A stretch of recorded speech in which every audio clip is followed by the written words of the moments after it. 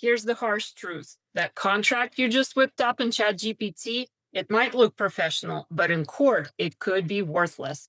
I know what you're thinking. Most founders assume any contract is better than none. You've got something in writing. It looks legal, so you feel protected.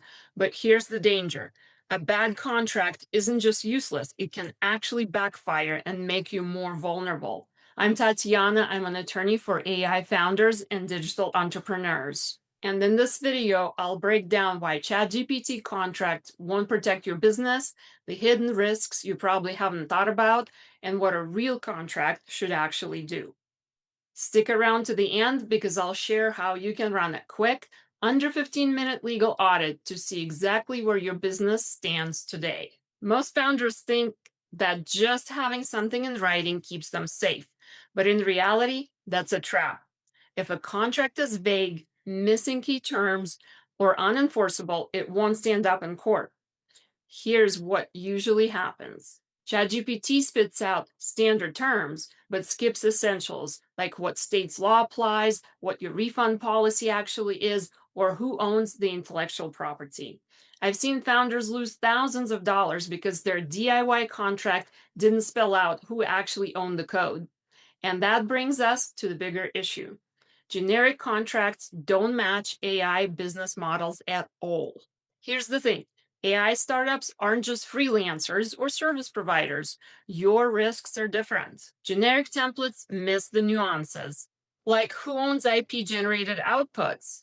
How are you disclosing data use or bias or accuracy? What happens if your model hallucinates?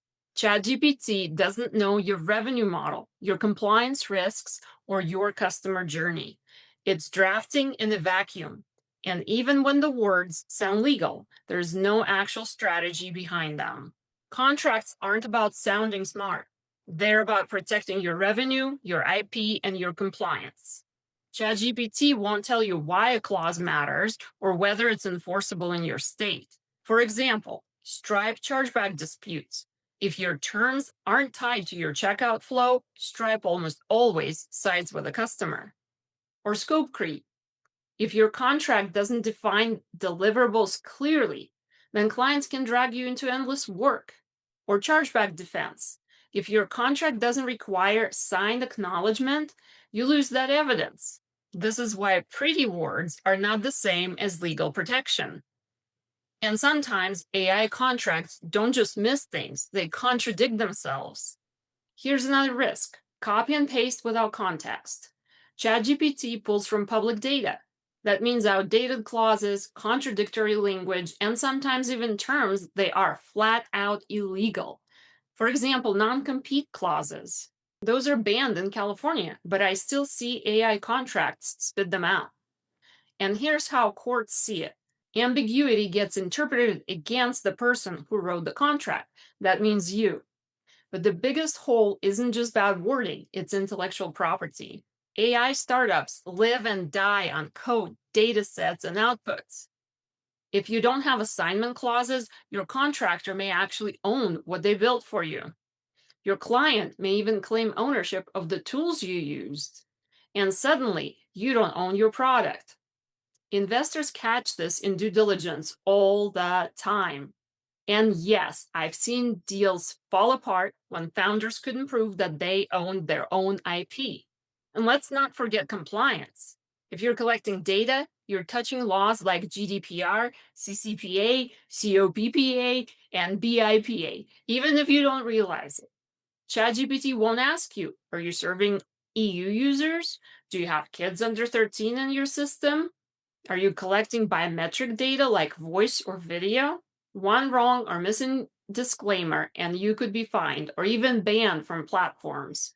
And maybe the most dangerous trap is the looks professional factor. A ChatGPT contract is long, it's full of legalese. So founders think, I'm covered, until the client refuses to pay or a contractor walks away with their code. I had a client who grabbed an NDA from ChatGPT. It looked fine, but it had no non-solicitation clause. And guess what? Their contractor later poached their best client. And that's what I mean by false confidence. So let's recap. ChatGPT contracts give you a false sense of security, miss AI specific risks, skip enforceable IP and refund terms, ignore compliance, and worst of all, they look protective but leave you exposed. A real contract isn't about sounding legal, it's about working when it matters. In a dispute, with Stripe, in due diligence, or in court. But here's the bigger picture. Your legal protection isn't just about contracts. It's about your entire foundation, your entity structure, how you handle data, how your revenue is protected, how your team is managed, and whether you actually own your intellectual property. That's why I created the Express Legal Audit. It's a founder-friendly, AI-specific assessment that takes under 15 minutes. And it shows you clearly where you're strong and where you're exposed across all 5 pillars of your business. Think of it like a quick legal health check for your startup. You'll walk away with a simple roadmap to shore up the gaps and protect what you're building. Because here's the bottom line. AI can help you draft, but it cannot replace strategy. Don't leave your business hanging on pretty words. Get clarity, get confidence, and protect your business with the Express Legal Audit. The link is below.